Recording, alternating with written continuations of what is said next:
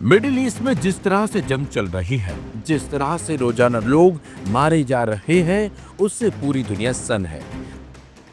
Israel के इस नरसंहार के खिलाफ कई देश आगे भी आए।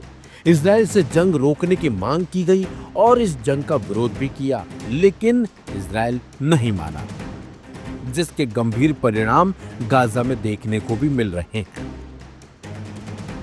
फिलिस्तीनियों की जान लेने वाले इजराइल को अब ऐसी धूल चटाने की कोशिश हो रही है ताकि सब कुछ ठीक हो जाए। इसके लिए कई संगठन भी काम कर रहे हैं, जैसे हमास और हूथी, जो लगातार इजराइल पर हमले कर रहे हैं और इजराइल को हर हमले का जवाब भी दे रहे हैं। फिलिस्तीन को भी इजराइल से बचाने के लिए तमाम देशों ने आगे आकर एक बड़ा कदम भी उठाया है और वो फिलिस्तीन को एक आजाद देश के रूप में मान्यता देना भी चाहते हैं और दे भी रहे हैं। वही अब इजरायली जुल्म को देखकर और दुनिया भर में आलोचना झेलने के बाद ब्रिटेन ने औपचारिक तौर पर फिलिस्तीन को एक आजाद देश के रूप में मान्यता दी है। ब्रिटेन के साथ कनाडा और ऑस्ट्रेलिया ने भी 21 सितंबर को औपचारिक रूप से फिलिस्तीन को एक आजाद देश के रूप में मान्यता दे दी है। इन तीनों देशों के संयुक्त फैसले से फिलिस्तीन की आवाम को एक आवाज मिलेगी। हालांकि इन तीनों देशों को फैसले को अमेरिका और इजराइल के भारी विरोध का सामना करना पड़ा। इस फैसले से इजरायली प्रधानमंत्री बेंजामिन नेतन्याहू की टेंशन बढ़ गई है और जल्दी वह अमेरिका पहुंचकर डोनाल्ड ट्रंप से मुलाकात करेंगे।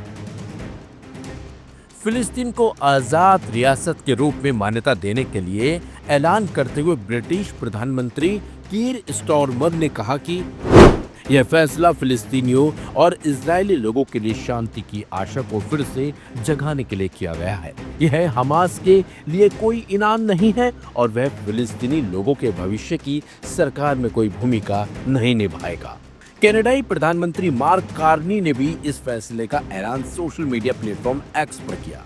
मार्क कार्नी ने अपने पोस्ट में लिखा, फिलिस्तीन को देश के रूप में मान्यता देने के लिए फैसले का इशारा उन्होंने जुलाई के आखिर में ही दे दिया था। अब गाजा में जंग को लेकर पश्चिमी देशों में निराशा बढ़ रही थी।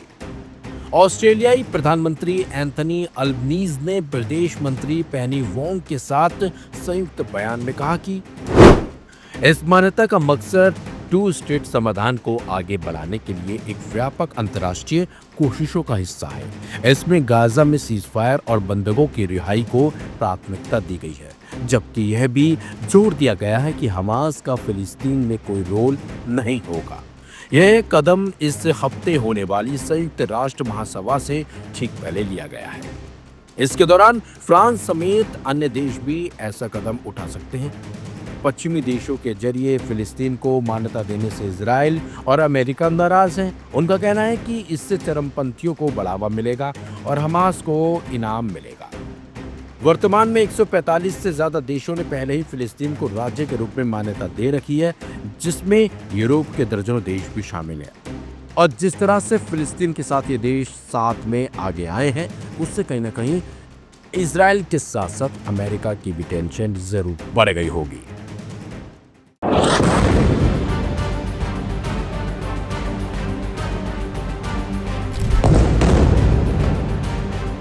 गाजा में इसराइल का हमला लगातार तेज होता जा रहा है। गाजा सिटी में इसराइली सेना के हमले ने भगदड़ जैसी स्थिति पैदा कर दी है। एक तरफ इसराइल हमास के बड़े अड्डों को तबाह करने का दावा कर रहा है, तो दूसरी तरफ बंधकों की स्थिति और अंतर्राष्ट्रीय दबाव के बीच यह युद्ध उलझता जा रहा है। इसराइल ने गाजा सिटी पर दो तरफ से हमले शुरू कर दिए हैं। इसराइली सेना के मुताबिक टैंक, गोला बारूद और अन्य हथियार गाजा सिटी की ओर पहुंचाए जा रहे हैं। एयरफोर्स पहले से ही इमारतों को निशाना बना रही है। इसराइल का कहना है कि उनका मकसद गाजा सिटी में हमास के गढ़ को पूरी तरीके से खत्म करना है। इन हमलों के कारण लोग शहर के बीच फंस गए और जान बचाने के लिए भाग रहे हैं। गाजा सिटी एक बहुत भीड़ भाड़ वाला इलाका है। इसराइली हमलों ने यहाँ अफरा तफरी की स्थिति पैदा कर दी है। गुरुवार को ही इन हमलों में कम से कम 40 लोग मारे गए। बहुत से लोग अब भी अपने घर छोड़ने को तैयार नहीं है, जबकि गाजा की करीब 35% आबादी अब भी उत्तरी क्षेत्र में रुकी हुई है। इस हमले के बीच बंधकों की स्थिति पर एक चौंकाने वाली खबर सामने आई। जैसा कि हमने पहले ही रिपोर्ट किया था, इजरायली सेना ने स्वीकार किया कि उन्हें बंधकों के सही ठिकाने की जानकारी अब तक नहीं है। सेना के अधिकारियों ने निजी तौर पर बंधकों के परिवारों को बताया कि उनके पास सटीक जानकारी नहीं। वे मानते हैं कि बंधकों को लगातार ऊपर और सुरंगों के रास्ते एक जगह से दूसरी जगह ले जाया जाता है। यह बात सेना के उन सार्वजनिक बयानों के बिल्कुल उलट है जिसमें कहा गया था कि वे बंधकों को सुरक्षित निकालने के लिए काम कर रहे हैं। इस खुलासे ने युद्ध के जोखिम को और बढ़ा दिया है। इस बीच अंतर्राष्ट्रीय स्तर पर इसराइल अलग थलग पड़ रहा है। गुरुवार को अमेरिका ने एक बार फिर संयुक्त राष्ट्र सुरक्षा परिषद की उस प्रस्ताव पर वीटो लगा दिया जिसमें गजा में तत्काल संघर्ष विराम की मांग की गई थी। यूएन के बाकी 14 सदस्यों ने इस प्रस्ताव के पक्ष में वोट किया। यह परिणाम गजा युद्ध को लेकर विश्व मंच पर अमेरिका और इसराइल के बढ़ते अलगाव को भी दर्शाता है। इस प्रस्ताव में गजा की मानवीय स्थिति को बहुत खराब बताया गया था और इसराइल से फिलिस्तीनियों को सहायता पहुंचाने पर लगे सभी प्रतिबंध हटाने का आह्वान किया गया था। गजा में जारी यह युद्ध अब सिर्फ हमास से नहीं बल्कि बंधकों की सुरक्षा, अंतर्राष्ट्रीय दबाव और मानवीय संकट से लड़ा जा रहा है। सवाल यह है कि क्या इसराइल इन सभी चुनौतियों के बीच अपने मकसद को पूरा कर पाएगा, क्योंकि प्रधानमंत्री बेंजामिन नेतन्याहू लगातार बंधकों के परिवार वालों से ये वादा करते आए हैं कि वो किसी भी तरीके से बंधकों को छुड़ा लेंगे। लेकिन जिस हिसाब से गाजा सिटी पर हमले जारी हैं, उससे एक बात का अंदाजा तो साफ तौर पर लगाया जा सकता है कि बंधक भले रिहा ना हो, लेकिन इस्राएली हमले में कहीं उनके साथ कुछ और ना हो जाए, क्योंकि लगातार गाजा सिटी पर हमला जारी है। इस्राएली सेना को यह भी नहीं पता कि आखिरकार हमास ने कहां उन बंधकों को छिपा रखा है, किन सुरंगों में। अगर सुरंगों का अंदाजा उसे नहीं है तो फिर आखिरकार जहां वे बमबारी कर रहे हैं वहां से वे किस तरीके से उन बंधकों को निकालेंगे। कहीं ऐसा ना हो कि बमबारी के दौरान उन सुरंगों को भी इस्राएली सेना निशाना बना दे। बहरहाल देखना होगा कि आने वाले समय में इस पर आगे क्या कुछ होता है। इस रिपोर्ट में इतना ही।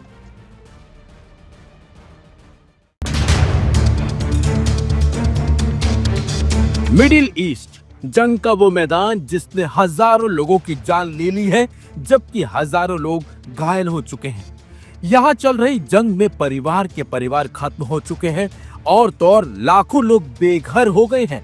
पीड़ित बस यही चाहते हैं कि अब जंग थम जाए, क्योंकि इस जंग का अंत हो नहीं रहा और लोग मारे जा रहे हैं। हैरानी की बात तो यह है कि इस जंग में मरने वालों की संख्या सबसे ज्यादा महिलाओं और छोटे छोटे माँ